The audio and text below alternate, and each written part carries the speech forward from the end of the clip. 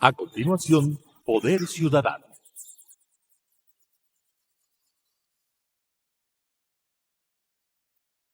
Clasificación B, bajo supervisión de un adulto. Las opiniones vertidas en este espacio por la producción y dirección del programa son de exclusiva responsabilidad de sus autores y de quienes intervienen en ellos. Telesucesos Canal 29 UHF presenta Poder Ciudadano, una ventana construida desde la visión plural ciudadana para la expresión de sus anhelos, demandas y aspiraciones, con la conducción del doctor Patricio Gijón. Poder Ciudadano. Saludos cordiales. El 5 veces presidente de la República del Ecuador, doctor José María Velasco Ibarra, nació en Quito el 19 de marzo de 1893. Falleció en Quito a los 86 años, el 30 de marzo del 79. Gobernó el Ecuador en 5 oportunidades. Una sola de ellas concluyó su período. El doctor José María Velasco Ibarra fue el personaje más trascendente del siglo XX. Político, extraordinario orador, jurisconsulto de talla, hombre de enorme cultura y de indudable honestidad. Velasco Ibarra fue sin duda para las masas populares del Ecuador el intérprete de sus aspiraciones más profundas. Tengo en esta noche el alto honor de recibir a su sobrino, el doctor Pedro Velasco Espinosa, con quien quiero hacer una revisión de el gran expresidente de la República, doctor José María Velasco Ibarra, puertas adentro, cómo era el doctor Velasco en su relación con la familia, cuál era su carácter, cómo era el ser humano. Bienvenido, buenas noches, doctor Velasco Espinosa. ¿Cómo era puertas adentro su tío?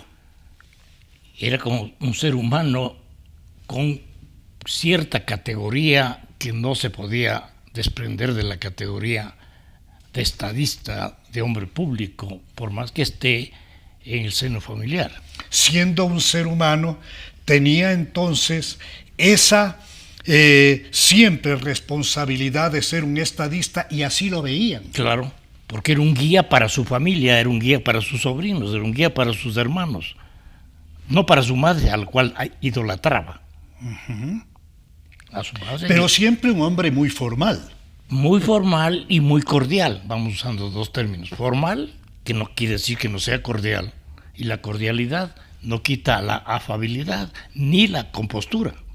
La enorme cultura del expresidente Velasco Ibarra habrá determinado que el trato de él era muy especial. Nunca le habrán oído expresiones inadecuadas. De ninguna manera. Yo jamás le oí una mala palabra, o las que se dice ser malas palabras.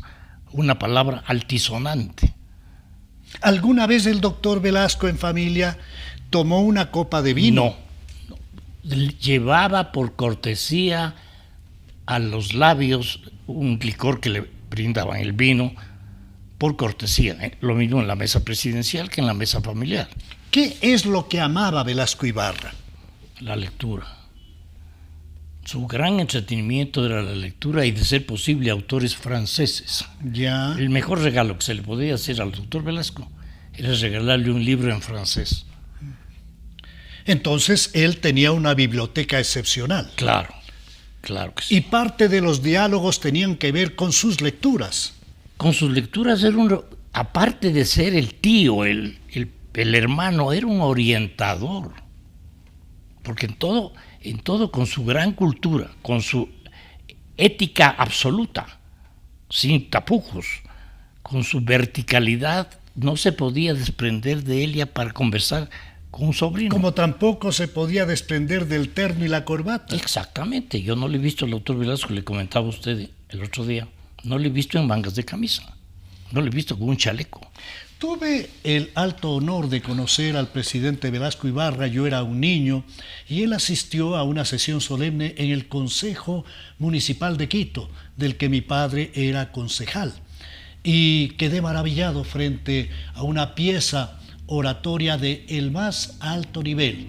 Y ahora, cuando entrevisto a su sobrino, más bien dialogo con él, con el doctor Pedro Velasco Espinosa, advierto un parecido físico como si se tratase de un hermano gemelo. Usted es muy parecido al doctor Velasco y seguramente muchos velasquistas le habrán dicho esto. Todo el mundo me ha dicho eso. Yo creo que ya no soy parecido, sino igualito. Alguna vez el cronista Jorge Rivadeneira me hizo una entrevista para Últimas Noticias hace muchísimos años y sacó como titular igualito al tío Pepe. ¿Y por qué lo del tío Pepe? Porque así le trataba yo desde que le conocí, que le debo haber conocido en el año 46, ya de presidente de la República. El primer impacto que tengo yo de mi tío José María es presidente de la República. 46 debe ser, que yo tenía 5 años. Y le empecé a llamar tío Pepe. Y mis hermanos, naturalmente. El doctor Velasco Ibarra tuvo 2 matrimonios, el primero con doña Esther Silva y el segundo con la dama argentina Corina Parral Durán. ¿Usted conoció a las 2 señoras? No. A raíz de que el doctor Velasco obtuvo la nulidad del matrimonio. De su primer matrimonio. No se divorció técnicamente. Usted y yo somos abogados. Él obtuvo la nulidad del matrimonio civil. No del eclesiástico. Nunca le perdonó la Iglesia, entiendo yo, que no haya pedido la dispensa al Papa para el matrimonio sine manus, que en latín, que es no consumato. Sin embargo, de eso tenía la condecoración pontificia. Entonces, a Corita sí le conocí en el año 47, ya vino ella como primera dama, que es la primera dama que más veces ha sido primera dama. ¿Cómo no? En la República del Ecuador y en América. ¿Cómo veía el sobrino, la familia, la relación entre el presidente y su esposa argentina? Maravillosa. Corita era una mujer que era la ideal mujer para un presidente. ¿Por qué? Porque era inteligente, artista, de una sensibilidad a flor de piel. Mujer de gran talento y muy culta. Detrás de todo hombre grande hay una gran mujer. En el caso de Corita se cumplió. ¿Cómo es que usted puede ver, ya ha transcurrido prácticamente mucho tiempo como para hacer una retrospección objetiva, adecuada? ¿Cómo ve usted el hecho de que el doctor Velasco Ibarra, que movía la mayor cantidad de masas en el Ecuador, dadme un balcón, decía él, para llegar al poder? ¿Queréis revolución? Hacedla primero dentro de vuestras almas. El doctor Velasco Ibarra penetró profundamente en el alma, en el corazón del pueblo. Llegó 5 veces a la presidencia de la República. Una sola concluyó. ¿Por qué esa falta de estabilidad? A ver, yo creo que eran factores ajenos a la voluntad presidencial, excepto la primera vez que él confiesa, me precipité sobre las bayonetas, ¿cómo no? El resto eran conspiraciones de los militares, el manchenazo, el carnavalazo y la conspiración militar escudada en el doctor Carlos Julio Arosemena. Eso fue un golpe de Estado. Intereses de las oligarquías que veían de alguna manera afectados sus espacios frente a un hombre de una honestidad a prueba de bala. Y que se valían de las Fuerzas Armadas, golpeaban lo que antiguamente se decía, golpeaban las puertas de los cuarteles para zafarse de ese personaje que les estorbaba. Eso es todo.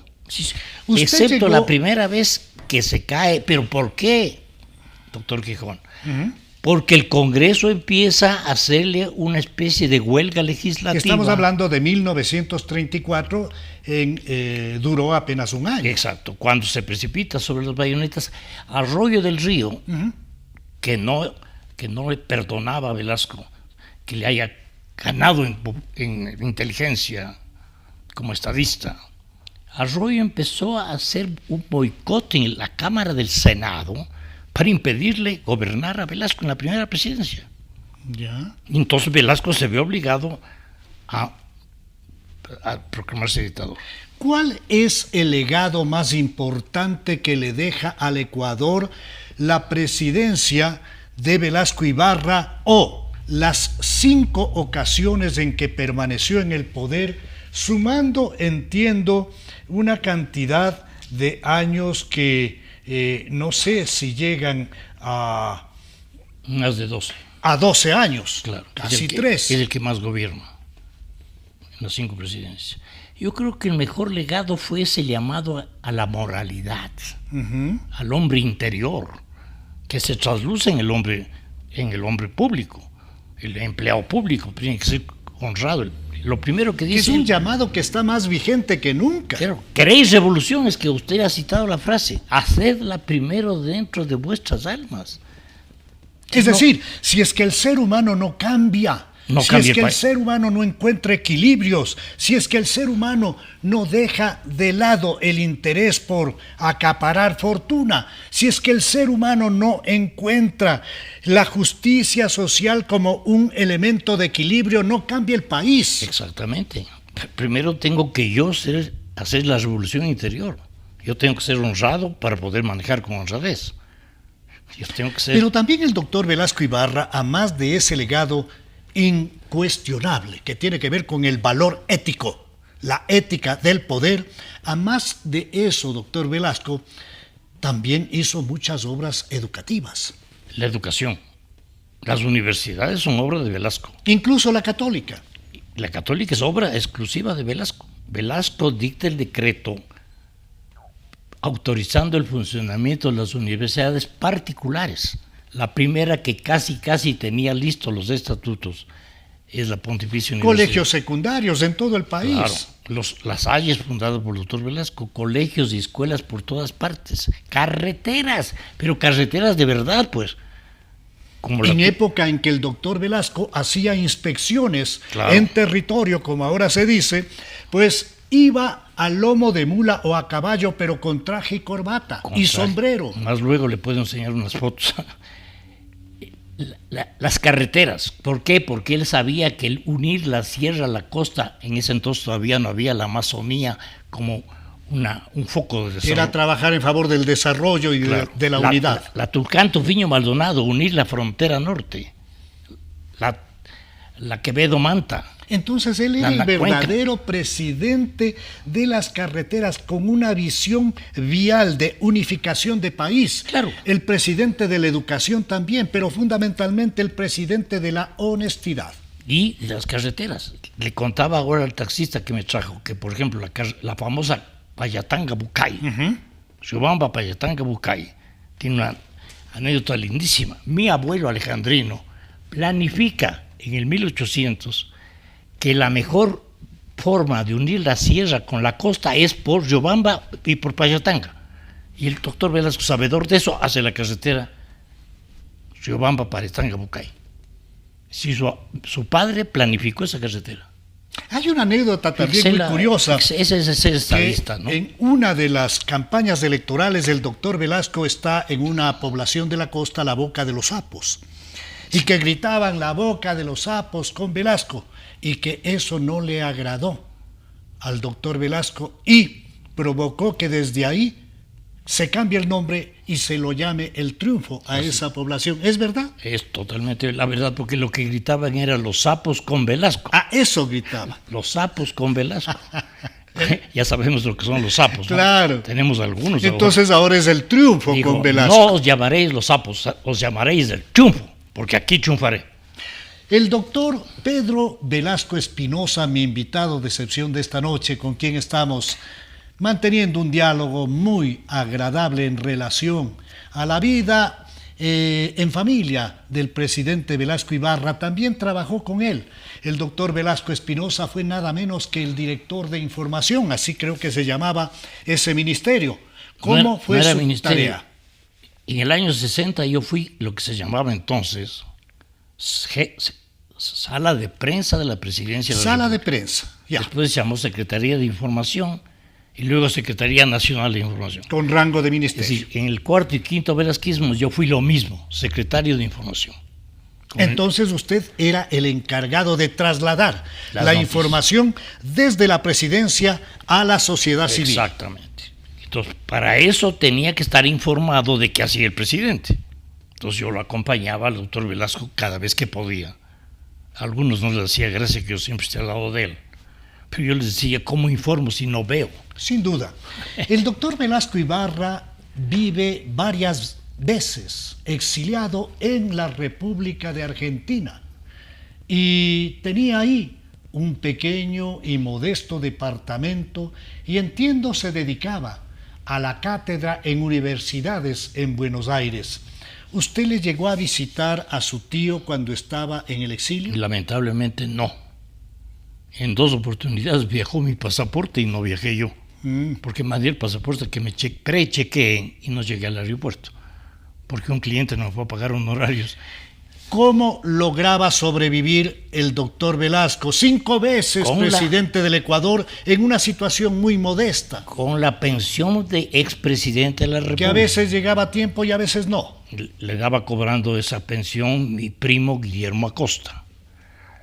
El único expresidente que no acepta el aumento de la pensión decretado por Rodríguez Lara, por venir de un dictador. Qué curioso. El único que no acepta el aumento de la pensión. Esto es algo que hay que subrayar. El doctor Velasco Ibarra no acepta el aumento de la pensión como expresidente de la República, que le caía muy bien. Vivía en una situación modesta, pero no acepta por provenir esa disposición de una dictadura. Increíble. Y con la secuela magnífica de que mi primo Guillermo cobraba la pensión íntegra, porque si no se hubiera llevado cualquier vivaracho. Y como no podía mandarle todo, la mitad les daba a las monjitas del Buen Pastor. Increíble. Ellas cobraron el aumento. Las Increíble. monjitas del Buen Pastor, que fueron las más llorosas, porque se les acababa un ingreso mensual alto, rechazado por el presidente, y quedó en beneficio de los niños desvalidos. ¿Qué en lo personal,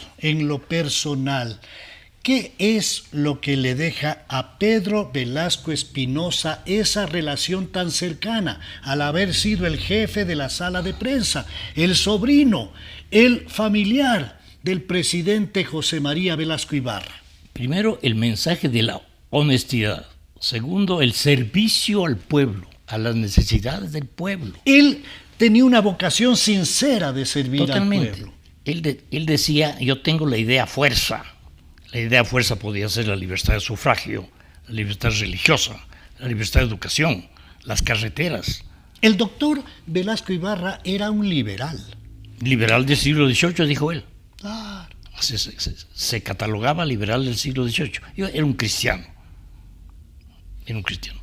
El doctor Velasco vivía ¿Él de la... profesaba la religión católica? Era católico. Oía misa sin alardear de catolicismo. Oía misa en Guápulo. ¿Se confesaba? No tengo idea, porque no cometía pecados probablemente. Pero oía misa en Guápulo, en la famosa iglesia de Guápulo. Detrás del púlpito, para acá, hay un recoveco al lado de un altar. Ahí le preparaban un sillón, dos reclinatorios. Pero él asistía con corita. Con su esposa una vez por semana. Por semana, a misas en Guápulo. Y de repente también iba en Sangolquí cuando estaba por... ¿Cómo era la salud del doctor Velasco Ibarra? De hierro. Increíble. Él tenía la contextura física suya. Más o menos. Él tenía seguramente su estatura. Un poco más alto. Era más alto. Más alto. Ya. Él se educó en Francia también. Claro. Por eso él hablaba el francés. Y por eso su biblioteca tenía libros de autores franceses. Su gran formación fue en la Sorbona de París, con un hecho inusitado, un inédito, que al mismo tiempo que era alumno de la Sorbona, era profesor de la Sorbona. Increíble. Vaya pues, ¿quién puede exhibir esa categoría? Alumno y profesor de la Sorbona, no eran las universidades. El doctor Velasco Ibarra también llegó a tener un conjunto importante de enemigos. que lo tildaban de loco, el loco Velasco, y que intentaban desprestigiar su tarea gubernativa, pero que finalmente todos llegaron a tener unidad de criterio en cuanto a la honestidad del presidente Velasco Ibarra. ¿Cómo era con los enemigos el presidente? Implacable. ¿Qué quiere decir con eso usted? Que no podía tolerar que se le ataque injustamente. Que tenga enemigos, vaya, pues que no tiene enemigos. ¿Quién no tiene? ¿Y cómo hacía para no tolerar que se le ataque injustamente? ¿Les mandaba a apresar? Si era menester, sí. Si había una causal legal, exactamente. Sí. Caso contrario, los rebatía con ideas. Era un gran polemista. Le encantaba, digamos, la pelea verbal, la pelea mental. Era imbatible, ¿no? También en la permanente, en el fragor de las luchas de la política, se le acusó al doctor Velasco de haber sido de alguna manera autor de una agresión al periodista Alejandro Carrión, Juan Cincielo. Totalmente falta de la más elemental realidad.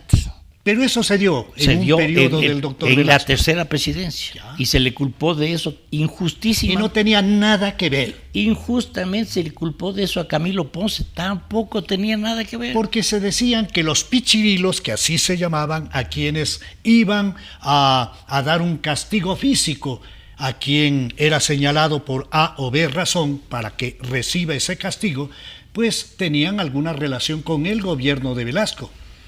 ¿Quién inspiró lo de los pichirilos? Vaya pues, Juan Cincielo era un señor que hablaba mal del género humano. Hablaba mal, escribiendo lindo, pero hablaba mal. Un extraordinario periodista. Entonces, con un estilo depurado. ¿Quién mató al gobernador? Fuente Ovejuna, señor. Podía ser cualquiera de los que habían sido vilipendiados por Juan Cincielo, que era una pluma atroz. No le mató como la de Cervantes, como la de Montalvo, pero era una pluma atroz. Es verdad que el presidente Velasco Ibarra, cuando quería deshacerse de algún ministro, simplemente le cambiaba el orden del apellido, o si es que era doctor le trataba de ingeniero, y el ministro ya sabía que debía despedirse del gabinete. Sí, era una de las maneras que tenía elegantísima de ignorar el nombre o de olvidarse Deme un ejemplo. El apellido, de llamarle con segundo apellido. Señor Robelli, por si en vez de Arroyo. No es el caso, pero se me viene a la memoria. Por si los cambiarle el nombre o el orden significaba que ya tenía que renunciar. Mejor salía. Alguna vez me topó un ministro que me dice: me acaba de llamar por segundo apellido. Le dije: ve, anda y renuncia. Increíble. Cuando el doctor Velasco Ibarra vivía en Buenos Aires, insisto, en un departamento pequeño, con su esposa amada, la dama Corina Parral Durán, ella sufrió un accidente, cayó de un bus y falleció. De un bus de los que en Quito serían de los que llevábamos los paperos.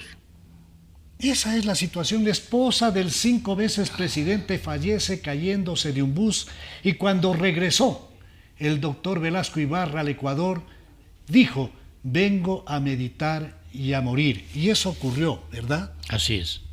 Fue lapidario el decir: vengo a meditar y a morir, porque aquí entre nos, y han pasado muchos años, la Junta de Gobierno le propuso que se encargue de la presidencia. Esto es algo que no inédito. Se ha sabido. Eso lo sé yo.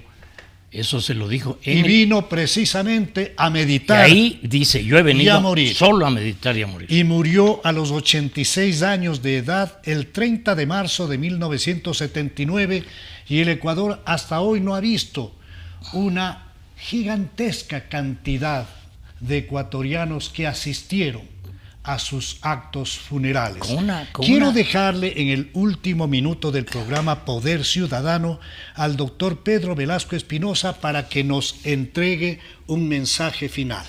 Yo diría, y perdone que la demostración de cariño que recibió el doctor Velasco en un ataúd es la mayor demostración de que el pueblo ecuatoriano supo apreciar su obra, su valor humano, porque él no tenía nada que ofrecer en un ataúd, y por poco es la eclosión popular más grande que ha habido en la historia ecuatoriana.